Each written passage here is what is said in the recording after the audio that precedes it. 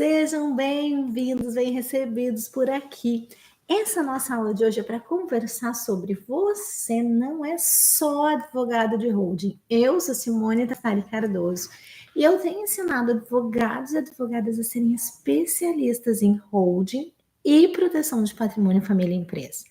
Mas Simone, se tu ensina os advogados a fazerem holding, se tu ensina os advogados a entregarem segurança, por que tu tá falando sobre ser somente advogado de holding? E por que tu tá meio que contrariando isso, né? Se você não é exatamente o que tu ensina as pessoas a fazerem? Pois é.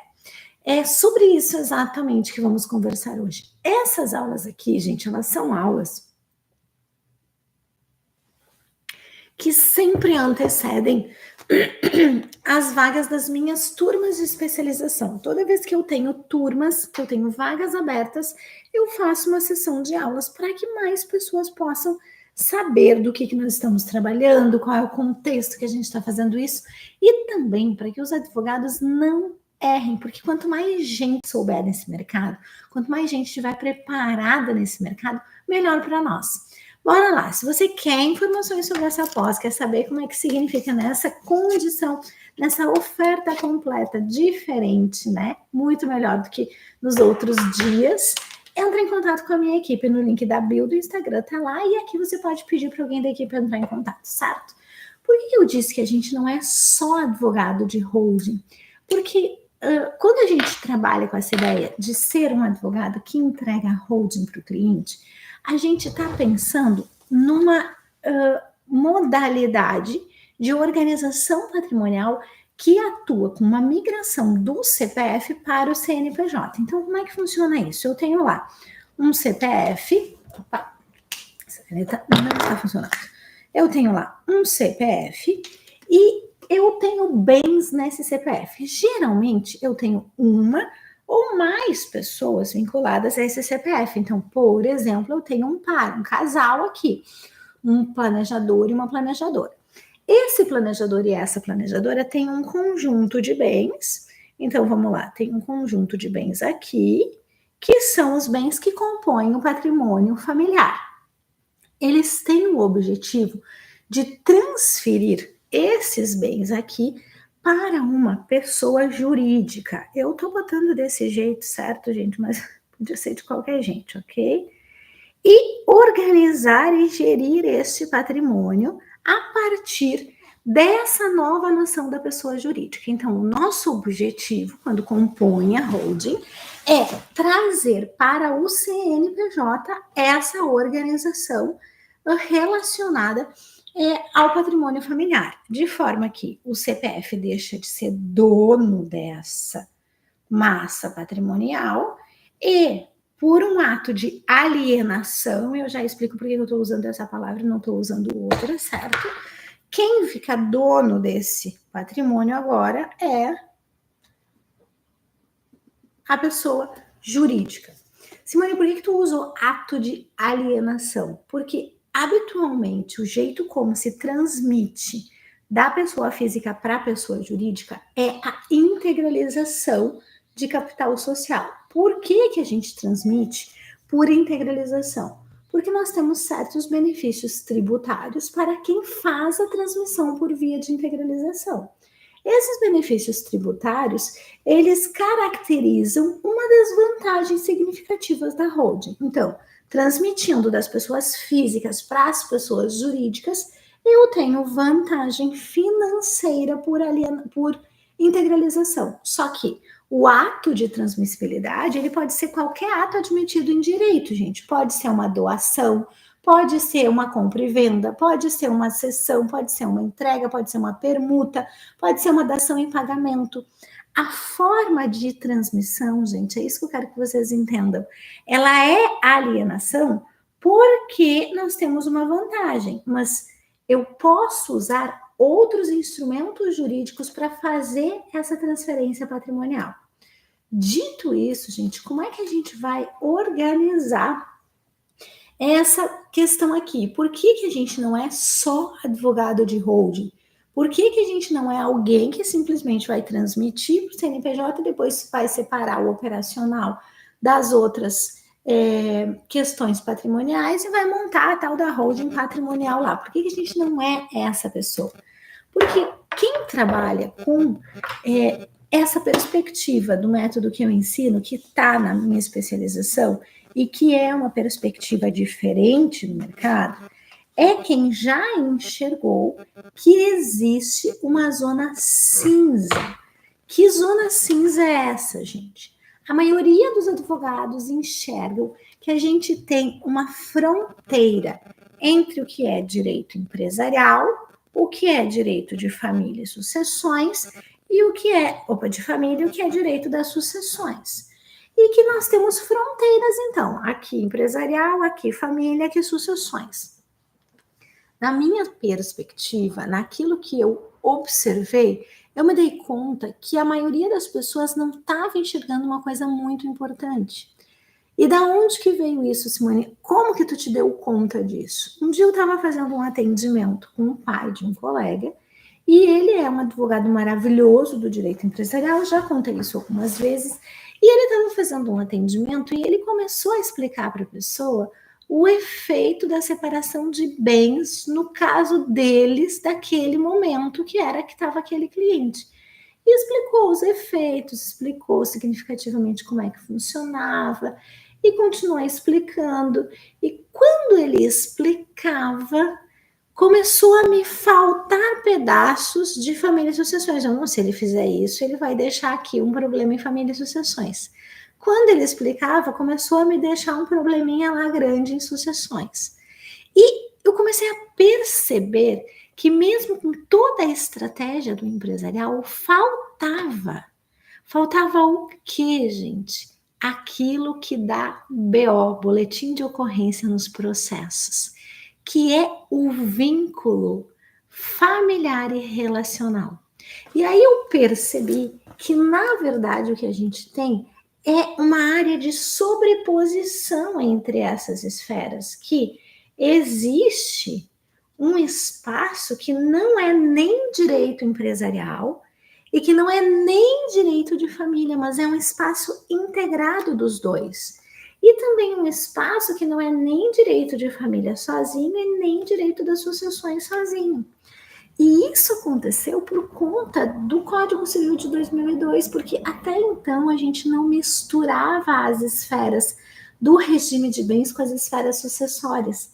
E aí o artigo 1829 trouxe essa mudança. E como ele trouxe essa mudança, a gente não tem mais tríplice fronteira. A gente tem zona cinza. Por quê? Porque eu tenho 3 círculos diferentes e eu tenho esferas sobrepostas. Então, aqui está o direito de família, aqui está o direito das sucessões e aqui está o direito de empresa, gente, o direito empresarial. E as esferas são interconectadas. Como assim, Simone? Não estou entendendo. Esse pedacinho aqui, gente, ele é sucessões e família. Esse pedacinho aqui é sucessões e empresa. E esse pedacinho aqui é sucessões e empresa e família. E existe um espaço grande, na verdade, para quem atua nessa área, que é interconectado por todos, que é compartilhado por todos. Só que isso o advogado de holding não vê. Por que o advogado de holding não vê? Porque ele está ocupado usando a estratégia que ele aprendeu para aquilo que ele aprendeu. E aí ele não vê e causa o quê? Nulidade da holding. Por que nulidade da holding? Porque não respeitou a legítima. Causa nulidade da holding por quê? Porque não respeitou a meação. Causa nulidade da holding porque, quando foi respeitar a legítima, qualificou os bens equivocadamente. Causa nulidade da holding porque, em que pese tenha qualificado os bens corretamente, esqueceu de quantificar de um jeito que respeitasse a legítima. E como vocês sabem, a legítima é um uma esfera que precisa ser qualificada e quantificada de forma igualitária. E a não quantificação e não qualificação gera nulidade. E ainda gera nulidade por ter confusão patrimonial e aí desconsidera a personalidade jurídica. Ou pior de tudo, gente, a família briga, simplesmente briga, divorcia, e aí não tem as cláusulas mínimas de proteção. Então, quando eu trago essa ideia, que é a ideia da especialização, gente, que é a ideia de que existe uma zona cinza e que essa zona cinza tem uma ordem para ser enxergada. É disso que eu estou falando. Eu estou prevenindo nulidades, eu estou entregando segurança de verdade para a vida dos clientes. Mas como assim, Simone? Não entendi. Para tudo, dá um like nesse vídeo aí, clica no coração já, que é para essas ferramentas aqui maravilhosas entenderem que a gente está falando de alguma coisa importante, certo? O que a gente tem aqui, gente, e que é importante? E qual é a ordem que eu preciso olhar? Primeiro, gente, eu preciso olhar para as pessoas. Obrigada pelos corações e pelos likes. Primeiro eu olho para as pessoas. Depois eu olho para as relações. E depois eu vou olhar para o patrimônio. E por que a ordem é essa e não o contrário? E não olhar primeiro para o patrimônio, que nem todo mundo que faz hold. Me dá uma lista do teu patrimônio. Porque são as relações que vão causar impacto nessa zona cinza que eu acabei de mostrar para vocês.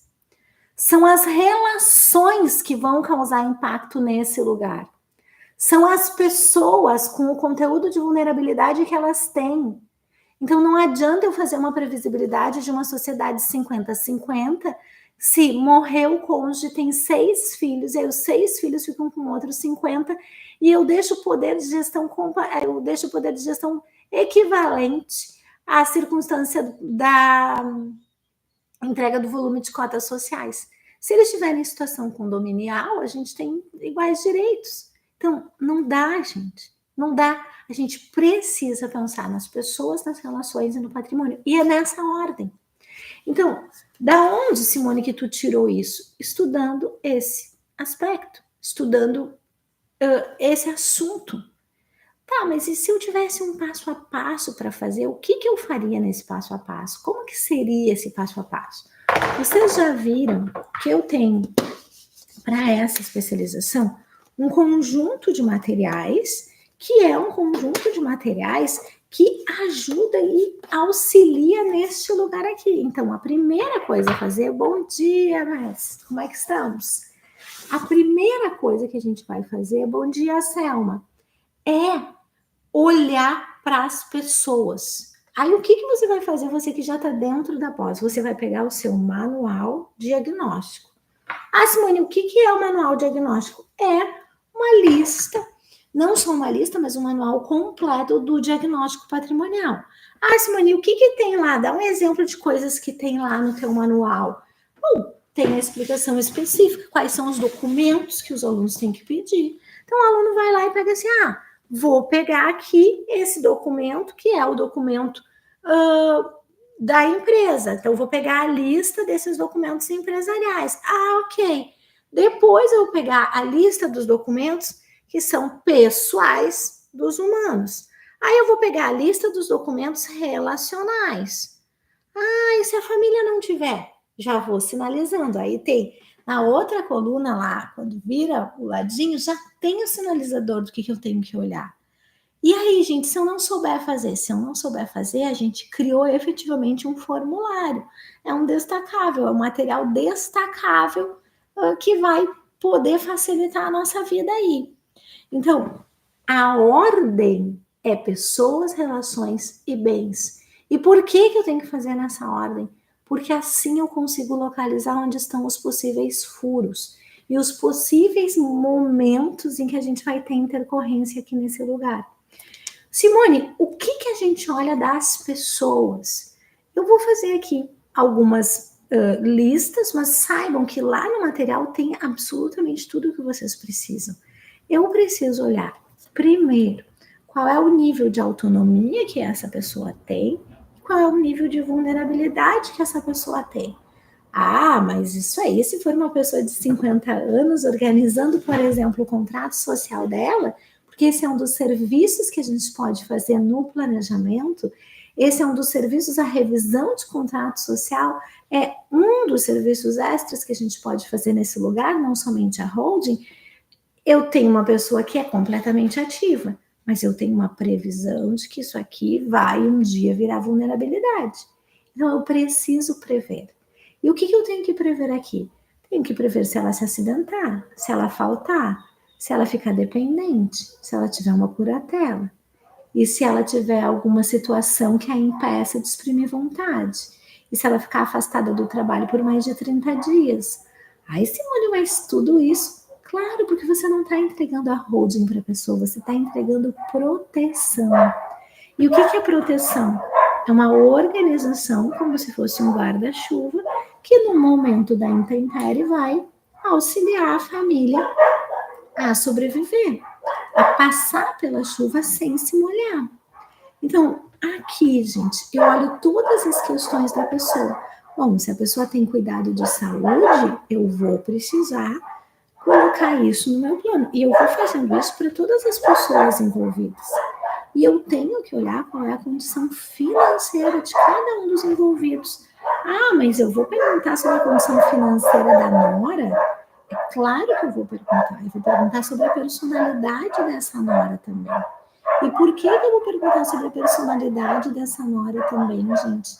Porque se essa nora não tiver uma condição financeira de autodesenvolvimento, tipo, ela trabalha e ela gere o próprio sustento com uma profissão que seja dela, essa nora vai ser um peso nesse guarda-chuva aqui. Vai chegar um momento que eu tenho que pendurar aqui uma questão grande, que é uma bigorna, que é chamada nora. E se eu tiver muitas pessoas nessa circunstância, eu estou pendurando pesos e mais pesos nesse guarda-chuva. E qual é a nossa responsabilidade? Nossa responsabilidade é minimizar estes pesos, diminuir o que for possível e criar, para o que não for possível, uma estrutura mais rígida para sustentar isso aqui. Ah, como assim, Simone? Eventualmente eu vou ter que juntar nesse planejamento um seguro. Eventualmente eu tenho que juntar no planejamento da holding uma previdência privada. Eu tenho que juntar um fundo de investimentos. Eu tenho que juntar um documento chamado protocolo familiar para que o meu filho mais velho cuide desse peso aqui, que na verdade é a irmã dele, que hoje eu que estou cuidando, mas o dia que eu faltar vai ser ela. Então, o nosso papel não é entregar holding, é entregar proteção. Ah, se uma proteção do quê? Dos riscos. Quais riscos? Quaisquer riscos de ordem pessoal, riscos de ordem relacional e riscos de ordem patrimonial. Não é um risco, veja bem, é um risco longínquo. Não, são coisas da vida mesmo. Por que eu estou dando o exemplo esse da vulnerabilidade, a pessoa ter um AVC? Por que eu estou falando sobre isso? Porque ninguém pensa na hora do AVC, mas a gente é pago para pensar. E as famílias que têm pessoas com vulnerabilidades precisam pensar isso antes de todos. Ah, ok, fiz olhei para cá, e agora o que eu faço? Eu olho para as relações. Como que eu olho para as relações? Eu olho para o relacional. Aí eu vou olhar para os vínculos de cada par aqui. Vou olhar para as relações tipo casamento, tipo união estável, mas também vou olhar para a relação entre pai e filho. Que papel que esse filho mais velho tem nesse lugar? Que papel que esse filho do meio ocupa nesse lugar? Que papel que esse filho da ponta ocupa nesse lugar? Que papel que essa antiga companheira ainda faz? Que papel que esse avô que morreu está ocupando nesse cenário empresarial? Que papel que essa ex-esposa está lá ainda atrapalhando tudo? Ô, Leiva, que coisa boa! Olha só, A lei vai dizendo, juro que eu nunca tinha pensado em vulnerabilidade. Me matriculei, já tá na pós, que maravilha! Já vai ser minha aluna, a gente vai se encontrar do lado de cá. Então, a gente vai estar mais junto, né? Para saber, então, essa circunstância aqui, a gente precisa olhar para as pessoas, para os vínculos. E não é só um vínculo assim, vamos olhar para esse marido e essa esposa. Não, tem que olhar para esse marido, para essa esposa, eu tenho que olhar para esses filhos. Tem filhos menores? Não posso fazer uma holding simples, gente. Quem tem filho menor não pode ter holding simples, desculpa. Mas aí não sei o que. Gente, não dá. Quem tem filhos menores não pode fazer uma holding sem pensar nos filhos menores. Quem tem pessoa com vulnerabilidade não pode fazer holding simples. Não pode. Por que não pode? Porque vai dar ruim logo ali. Se der alguma eventualidade, se faltar alguém, se tiver qualquer coisa, a menos que tu queira uma holding como uma estratégia tributária, tá tudo bem, mas aí tu não tem proteção, tu tem holding. Não tem proteção. Quando a gente fala da pós-graduação em holding e proteção, a gente está falando de proteção. A rede que eu montei, gente, é rede de advocacia protetiva. A gente tem uma rede de advogados que trabalham com esse jeito de entregar planejamento, com esse jeito de entregar holding. E essa pós-graduação é um elemento decisivo nesse lugar. E por que essa pós-graduação é um elemento decisivo nesse lugar, gente? Porque essa pós-graduação é a única que entrega proteção nos seus mais variados níveis. Ontem mesmo a gente estava falando de contratualização das relações familiares. Ontem mesmo a gente estava falando dos pactos possíveis nesse lugar. E como que a gente estava falando? Porque a gente tem aulas de atualização em que convidados entregam aquilo que tem de melhor. Tá bem, então. Depois que eu olhei para as relações, gente, aí eu vou fazer a lista de patrimônios. Nas relações eu tenho que olhar o regime de bens, eu tenho que olhar a data de aquisição de cada um dos bens, eu tenho que fazer um raio-x gigante sobre a vida toda das pessoas. E por que eu não sou advogado de holding? Porque o advogado de holding, ele enxerga só uma coisa, ele enxerga só um dos elementos aqueles que falamos. Quando a gente trabalha na zona cinza, que é a zona de proteção, a gente trabalha com esse elemento aqui e com mais esse elemento aqui. E por que esse modelo, que é um modelo de proteção a partir da zona cinza, faz diferença na vida das pessoas? Porque eu tenho previsibilidade de riscos que seriam ignorados se não fosse assim. Mas Simone, mas isso não dá dinheiro, trabalhar com isso não dá dinheiro. Eu digo para vocês, as pessoas mais contratam planejamento por dores que elas têm na vida delas de verdade do que pelo dinheiro em si. Como assim? Muitas pessoas querem sim economizar, mas a dor maior que ela tem é que os filhos brigam. Então ela faz a holding para os filhos não brigarem. Muitas pessoas têm a dor gigante de ter passado por um inventário de 30 anos e as pessoas contratam pela dor de ter passado pelo inventário e não porque elas vão ter mais dinheiro, vai ser mais assim. Então, a gente acha às vezes que o cliente nos contrata pelo dinheiro, mas ele contrata pela dor de ter de enfrentar brigas. E mais, gente, pela dor de ter questões relacionais que ele sabe. E aí, no primeiro atendimento, a gente vai sabendo vagarosamente o que será que trouxe esse cliente até aqui. Por que ele está aqui na nossa frente? E aí, se eu não olho, se eu não consigo enxergar o todo, se eu não consigo enxergar a vulnerabilidade, eu também não consigo enxergar a proteção. Simone, mas e os modelos esses de holding que a gente tem, de um CNPJ, 2 CNPJs ou 3? São modelos, eles são úteis, é óbvio que são úteis. Aí tu gosta deles? Eu não tenho predileção por modelos, eu tenho predileção por proteção. Primeiro as pessoas, depois os vínculos e depois eu vou proteger o patrimônio. Mas pode usar modelo? Se você ficar feliz de estar usando um modelo, gente, quem sou eu para dizer que não? A gente aqui trabalha naquilo que o cliente precisa. Mas eu ouvi falar que essa coisa da reforma tributária agora, as receitas estão fiscalizando geral e a Receita do Rio Grande do Sul deu um ultimato para as pessoas se apresentarem e está tudo muito assim. O que eu posso dizer para vocês? Cada pessoa sabe como que entrega o seu trabalho. Tem pessoas que gostam de entregar um negócio que dê vantagem de dinheiro. E tá tudo bem, porque eu também gosto de dinheiro. E tá ótimo, beleza. Mas tem pessoas que enxergam o todo. E quem enxerga o todo, quem enxerga que tem gente em casa, gente, tá enxergando não uma tríplice fronteira, mas uma tríplice integração. E tá enxergando aquilo que é a zona cinza, porque de verdade isso aqui é a zona cinza. Isso aqui é a zona cinza. E por que isso é a zona cinza? Porque se eu não olho para isso, dá errado. Ai, Simone, nada a ver, como é que vai dar errado? Entra no Jus Brasil, deixa eu até vou fazer isso. Jus Brasil, Jus Brasil.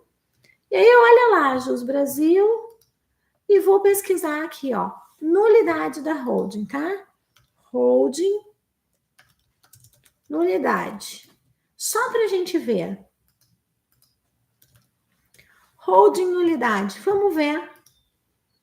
Nulidade da holding. Quantos processos a gente tem? Ó, para não dizerem que é mentira, ó, mais de 10 mil resultados de nulidade da holding. Olha ali, ação de nulidade, contrato de constituição. Peguei o primeiro, é um tribunal de Santa Catarina, tá? Sociedade empresarial acumulada com pedido de dissolução judicial. Olha lá. Nítida possibilidade do filho pleitear a nulidade do ato de constituição de holding. Justamente a declaração de nulidade tem que ser pleiteada por qualquer interessado que tenha o mínimo interesse no desfazimento. Prática de atos finais de constituição de sociedade com créditos oriundos de processo, prática que extrapola a mera administração. Vício do ato do negócio jurídico. Ó, patriarca nomeado curador, mãe constituiu holding familiar. O que eu tenho aqui? Nulidade declarada que não convalesce porque o filho pediu. O que eles fizeram aqui? O que estavam falando? Peguei o primeiro processo do Jus Brasil. Pode fazer, faz. Coloca holding familiar nulidade. Uma mãe constituiu uma holding, um pai constituiu uma holding para colocar os bens para ele e para a mãe. E o que ele não fez? Não respeitou a legítima. E detalhe, esse caso que eu olhei tinha uma vulnerabilidade, porque a mãe tinha uma questão de vulnerabilidade ali, provavelmente iria para uma curatela. Pergunta que faço aos senhores e às senhoras: qual foi o motivo da nulidade? Foi por causa do dinheiro? Não, foi por causa da vulnerabilidade.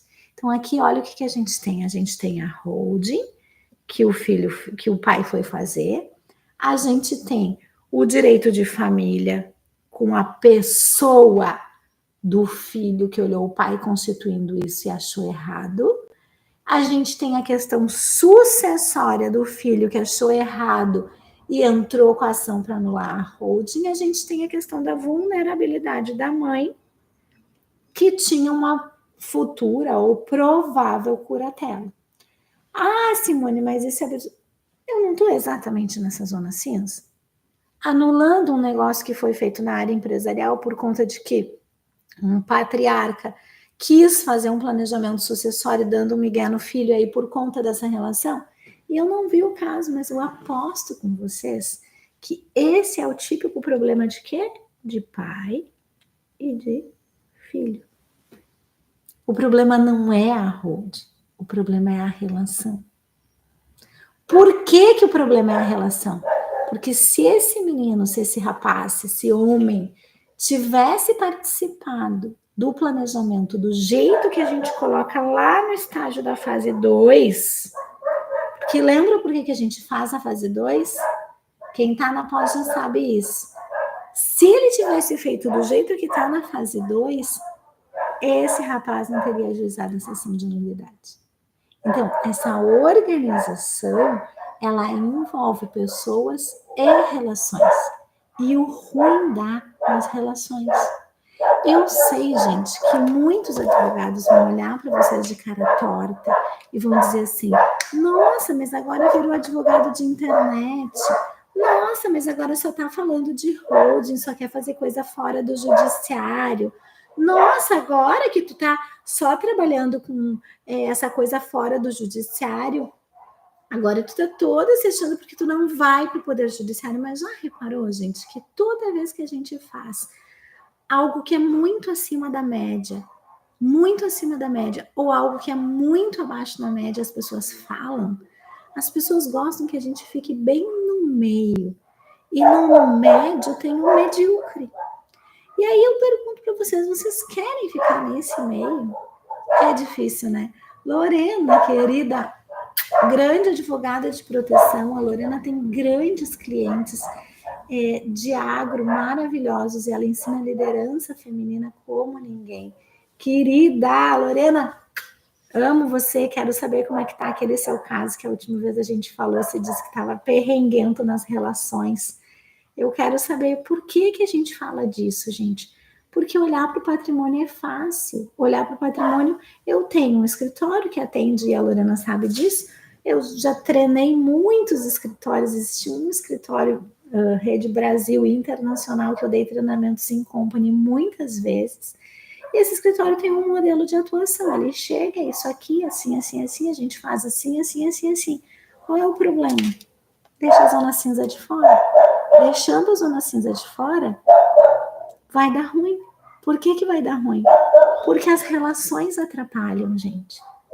O dinheiro atrapalha, mas a relação atrapalha muito mais. Amanhã tem aula de novo. Ah, Simone, mas tu vai manter essas aulas? Sim, claro que vou manter. As vagas ainda estão abertas.